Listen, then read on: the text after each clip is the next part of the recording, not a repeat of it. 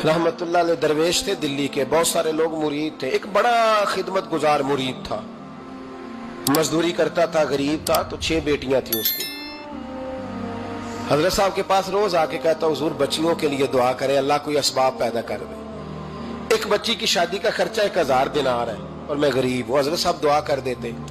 खानका शरीफ के थोड़े ही फासले पर, हजरत जहां बैठ के मुरीदों की तरबियत करते थे, उससे थोड़ा ही फासले पर ना एक ईसाई रहता था, बड़ा मालदार था, बड़ी सारे ऊंट, गायें, भेड़, बकरियां रखी हुई थी और हजरत शरफुद्दीन रहमतुल्लाह अलैह की बड़ी मुखालफत करता था। और ये जो आपका गरीब मुरीद था, ये उसका पड़ोसी था। एक दिन बुला के ना उनको कहने लगा कि तू किधर जाके जो है वो टकरे मार रहा है, वहां से कुछ नहीं मिलने वाला। वो तुझे क्या देंगे जिनकी खानका खुद चंदे पे चलती है, मदरसा चंदे पे चलता है, मस्जिद चंदे पे चलती है, तेरी बेटी का मामला कहां हल होगा? तो उस दरवेश ने कहा कि तू मेरे पीर को नहीं जानता, तू अजय मेरा महबूब नहीं डिठा, तो पता नहीं ना, तू इस रस्ते का मुसाफिर नहीं, तू नहीं जानता। उनका बस चले ना तो वो हर कीमत में मेरी बेटियों की शादी करा दे। अब वो ईसाई था, कहने लगा अच्छा चलो ठीक है, अगर इतनी बात है ना तो जाओ उनसे जाके कह दो कि 6 साल के लिए मेरे साथ मुआहदा कर लें, वो मेरे जानवरों को चारा डाल दिया करे, 6 साल ड्यूटी करे, मैं 6000 दिनार दे देता हूं। वो मेरे साथ 6 साल मेरे जानवरों को चारा डाले रखते हैं ना, अब चारा डालने के लिए एडवांस पैसे दे के। अब तो लोग उन्हें भी गुलाम ही बना लेते हैं, बड़ी थोड़ी तनख्वाह देते हैं, जुल्म करते हैं, पूरा मुआवजा नहीं देते। हजरत शेख शरफुद्दीन के बारे में वो कहने लगा, जब अपने पीर से जाके कह के मेरे जानवरों को 6 साल चारा डाले, मैं 6000 दे देता हूं, तू जो कहता है हर कीमत पे जाने को तैयार है। उसने जब ये बात की तो मुरीद ने नाराज हो गया, वो लड़ाई हो गई, गिरबान पकड़ लिया, झगड़ा हुआ, बात बड़ी दूर गई। इस तरह की बात करता मेरे हजरत के बारे में, तेरे जैसे कई मैं वहां काम पे रखा दूं।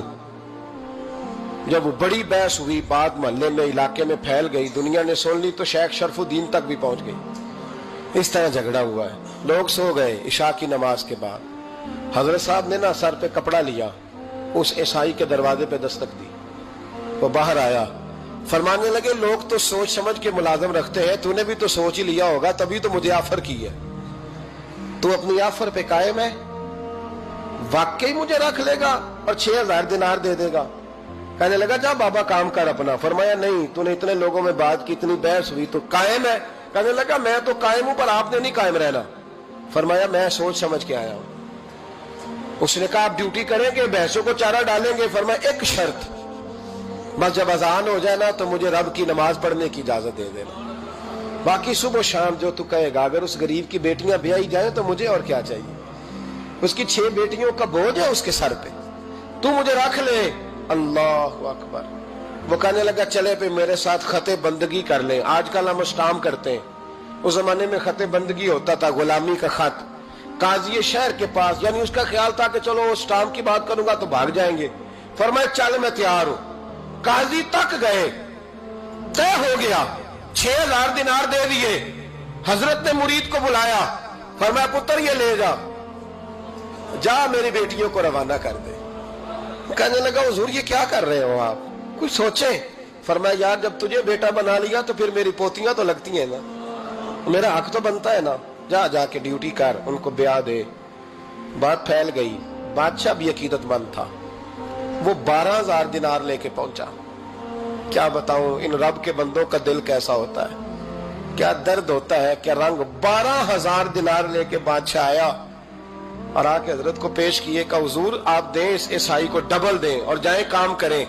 आप फरमाने लगे तू पैसे दे, शर्तें ना लगा, मेरा जहां दिल करेगा मैं खर्च करूंगा। मुझे तो मजा ही अब आने लगा है, अभी तो लुत्फ आ रहा है, अभी तो जायका आया है कुछ करने का। पैसे देने हैं तो दे, पाबंदी ना लगा, जहां मेरा दिल करेगा मैं। उसने कहा हुजूर ठीक है रख ले। हजरत ने फजर मस्जिद में पढ़ी, जेब में 12000 दिनार थे, ऐलान फरमाया भी किसी और की बेटी भी बैठी है तो पैसे मेरे पास है। वो 12000 दिनार भी बांट दिया और 12000 दिनार बांट के ना तो फिर चले गए खेत में चारा काटने। उस ईसाई को किसी ने बतलाया कि उनके पास तो 12000 आया है, पर तुझसे जान नहीं छुड़ाई उन्होंने। वादा ये हुआ था कि 6 देंगे तो जाएंगे, जब तक देंगे नहीं तेरे घर में काम करेंगे।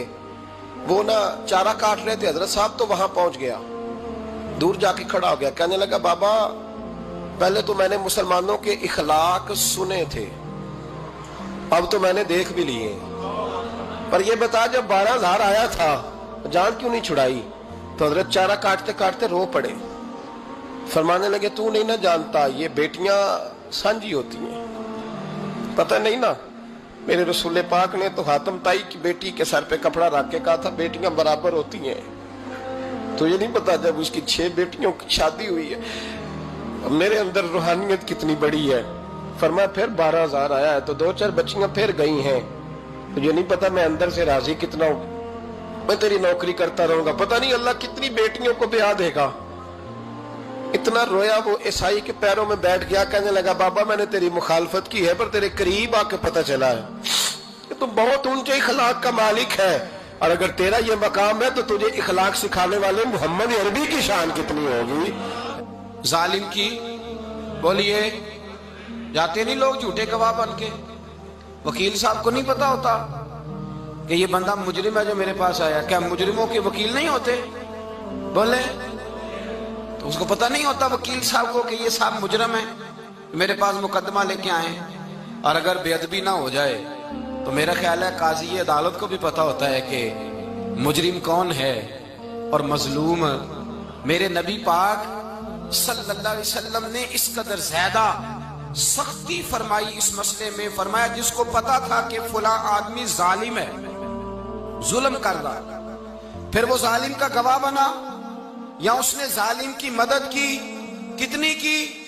شارحین لکھتے ہیں چاہے اس نے ایک جملہ بول کے کی، چاہے ایک، سارے بولیے، چاہے ایک غریب کو اس نے ظلم کیا تو کہتے ہیں علاج یہ سے، چاہے ایک جملہ بول کے کی. شارحین اس حدیث کی شرح میں لکھتے ہیں ایک جملہ بول کے چاہے مدد کی. جس بندے نے کسی ظالم کی مدد کی کسی مقدمے میں یا کسی صورت میں اور اسے پتا تھا یہ ظالم ہے، میرے نبی پاک صلی اللہ تعالیٰ علیہ وسلم فرماتے ہیں اگر اس نے مدد کی، ابھی ظالم کی بات نہیں ہو رہی، ظالم کے مددگار کی بات ہو رہی، اگر کسی نے ظالم کی مدد کی تو حضور فرماتے ہیں خدا بھی اس سے بری و ذمہ ہے، رسول بھی اس سے بری و ذمہ ہے. سنبھال کے رکھے اپنی نمازیں، قربانیاں، حج، زکوٰۃ سنبھال کے رکھے. اگر ظالموں کا مددگار ہے، الیکشن آ لینے دے، آپ کو نظر آ جائے گا کون کون ظالموں کا مددگار ہے، نظر آ جائے گا. اپنی جیب سے لوگ پیسے دے کے ظالموں کی مدد کریں گے، ان کے فلیکس چھپوائیں گے، بورڈ لگوائیں گے، جیبوں سے پیسے دے کے. ہم نے خود آگ لگائی ہے چمن میں اپنے، بے سبب گردشی ایام کو الزام نہ دو، ہم نے خود نور کا ظلمت سے کیا ہے سودا، کر کے توہین سحر شام کو الزام نہ دو. ظالموں کے مددگار میدان میں آ گئے. یہ چھوٹا لفظ نہیں، میرے حبیب پاک صلی اللہ علیہ وسلم نے فرمایا جو ظالم کا مددگار ہے سن لے جو سجن کے ساتھ کچہری جاتا ہے، وہ یاد رکھے جو دوست کا گواہ بنتا ہے، وہ یاد رکھے جو کہتا ہے میں مانگی گیا تھا، مجھے بلایا گیا تھا قبضہ چھڑانے کے لیے کسی غریب بیوہ کی جائیداد پہ. کب وہ سن لے تو مدد کر کے نہیں آیا، تو خدا کے ذمے سے نکل گیا ہے. رسول پاک نے فرمایا تیرا میرا تعلق ختم ہو گیا، تو ظالم کا مددگار ہو گیا. پھر تو کہتا میں بے چین ہوں، میں بے قرار ہوں، میں آزمائش کا شکار ہوں. پلٹ کے دیکھ تو صحیح تیرا گناہ کتنا بڑا ہے. میرے نبی پاک صلی اللہ علیہ وسلم کا ایک اور فرمان سننے، ابن ماجہ ابو داؤد میں موجود ہے. اس حدیث کو آپ نے یاد کر لینا ہے. کر لیں گے انشاءاللہ؟ سارے کہیے انشاءاللہ کر لیں گے یاد. حضور صلی اللہ علیہ وسلم نے فرمایا اگر تو ظالم کی مدد کرے گا نا، یہ لفظ دل کی تختی پہ لکھ لینا، یہ مکافات عمل ہے، مکافات عمل دنیا، ادھر کرو گے تو ادھر بھرو گے. فرمایا اگر تو کسی ظالم کی مدد کرے گا، سن لے حضور کا فرمان ہے، اگر تو ابن ماجہ ابو داؤد سیاہ میں موجود ہے، فرمایا اگر تو کسی ظالم کی مدد کرے گا تو رب تعالیٰ مرنے سے پہلے تیرے اوپر بھی ظالم کو مسلط کر دے گا. تیرے اوپر بھی ایک دفعہ ظلم ضرور ہوگا اگر تو ظالم کی، وہ کسی صورت میں بھی ہو سکتا ہے، کسی صورت میں بھی تیرا بیٹا ہی اٹھ کے ظلم کر دے گا، تو الجھ جائے گا، کسی نہ کسی جگہ تیرے لیے تباہی کا سامان ہوگا، تیرے اوپر ظلم ہوگا، اس لیے کہ تو ظالموں کا مددگار ہے. چاہیے یہ تھا کہ تو مظلوم کی مدد کرتا، انسانی ایمانی یقین کا فریضہ سر انجام دیتا، تو ظالموں کا مددگار ہو گیا. ٹٹول کے دیکھ لیں، رزلٹ نکال کے دیکھ لیں، ہمارے زمانے میں ظالموں کے مددگار زیادہ ہیں. اتنی لمبی زبانیں نکال کے ظالموں کی مدد کرتے ہیں. بڑے بڑے کالم نویس اللہ نے انہیں قدرت دی لکھنے کی، تو اپنا قلم ظالموں کی مدد میں خرچ کرتے ہیں۔ وہ لوگ جن کو اللہ تبارک و تعالیٰ نے قدرت دی، ہمت دی، طاقت دی، کچھ لوگ ان کے حلقہ احباب میں، وہ اپنے لوگوں کو استعمال کر کے ظالموں کی مدد کرتے ہیں، ظالموں کی مدد کرتے ہیں۔ میرے نبی کریم سید عالم نور مجسم صلی اللہ علیہ وسلم نے فرمایا، اگر تو نے ظالم کی مدد کی تو جب تک تو توبہ نہیں کرے گا رب تجھ سے ناراض ہی رہے گا۔ اللہ تجھ سے، او بھائی جس سے رب بھی ناراض ہو گیا، نہ کھانا نہ پینا نہ سونا نہ جاگنا نہ نیند، پھر تیری ہر چیز تیرے لیے آزمائش ہو جائے گی، پھر تیرا سایہ بھی تیرے لیے خوف کا سامان بنے گا، پھر زندگی جیتی جاگتی لاش بن جائے گی، تو اپنے کندھوں پر اپنی میت اٹھائے پھرے گا جب تو ظالم کا مددگار ہوگا۔ اور نبی پاک صلی اللہ علیہ وسلم نے فرمایا، ظالموں کا مددگار بھی ظالم ہوتا ہے، ظالموں کا مددگار بھی، سارے بولے، ظالموں کا مددگار بھی نہیں، کو نہیں، آپ سارے نہیں بولے، ایک دفعہ بولے، ظالموں کا مددگار بھی، پکی بات ہے، ظالموں کا مددگار بھی۔ اللہ اکبر، جس کا یارانہ ہو، جس کا دوستانہ ہو، جو کہے میں نے نا اس کو اوکھے ویلے کے لیے ظالم کو یاد رکھا ہوا ہے۔ کبھی مشکل میں رکھے نہیں ہوئے لوگوں نے ظالم دوست، کہتے ہیں میں نے رکھے ہوئے ہیں، بلکہ ہمارے دیہات میں تو کہتے ہیں میں نے بازو بنائے ہوئے ہیں۔ کس کو بازو بنا لیا؟ ظالم بھی کبھی بازو ہوتا ہے، جو ظلم کی تلوار لیے میدان میں کھڑا ہے۔ قارون، حامان، فرعون، نمرود کا حال نہیں لوگوں نے دیکھا؟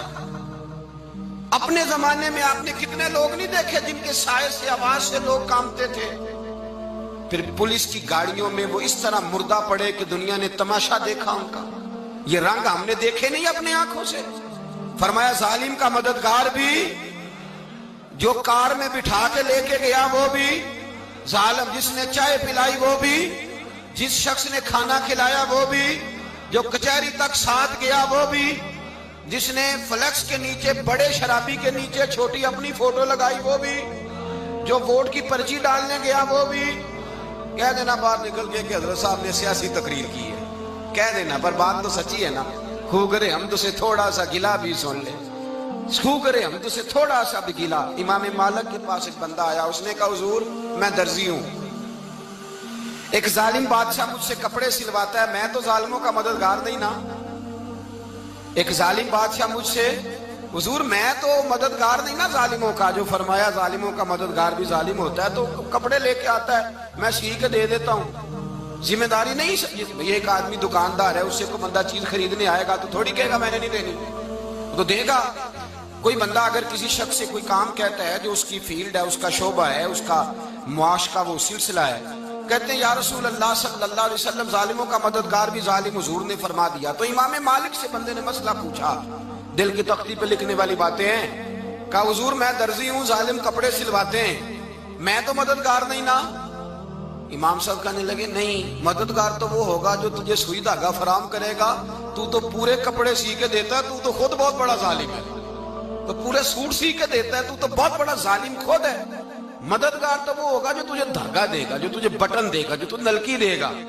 جو ظالم سے اتنی نفرت ظلم کر کے بندہ ہے، یہاں تو ہمارے زمانے میں ہیرو بن جاتے ہیں لوگ، ظالم ہیرو ہے، لوگ اس سے ڈرتے پھرتے ہیں، گھومتے پھرتے ہیں، اور بہت سارے کم مزاج لوگ اس کے پیچھے ہاتھ باندھ کے پھرتے ہیں۔ ظالموں کی مدد کرنا، ظالموں کے ساتھ رہنا، یہ ظلم ہے، ظلم، یہ زیادتی ہے۔ میرے نبی پاک صلی اللہ تعالی علیہ وآلہ وسلم نے ارشاد فرمایا، یاد رکھو رب فرماتا ہے میں مظلوم کی مدد ضرور کروں گا، چاہے جلدی کروں چاہے دیر سے کروں، میں مظلوم کی مدد۔ اور حضور صلی اللہ علیہ وسلم نے فرمایا ہے، حضرت معاذ بن جبل کہتے ہیں حضور نے مجھے یمن کا گورنر بنایا، جب میں جانے لگا نا تو حضور نے بڑی نصیحتیں کی، بخاری میں موجود ہے، فرماتے ہیں جب میں پلٹنے لگا تو میرے رسول نے فرمایا معاذ ایک منٹ ٹھہر جا، ایک بات میری یاد رکھنا، اس کو نہ بھولنا۔ کہا حضور کیا؟ فرمایا دیکھنا کسی پہ ظلم نہ کر بیٹھنا، کہیں تجھ سے زیادتی نہ ہو جائے۔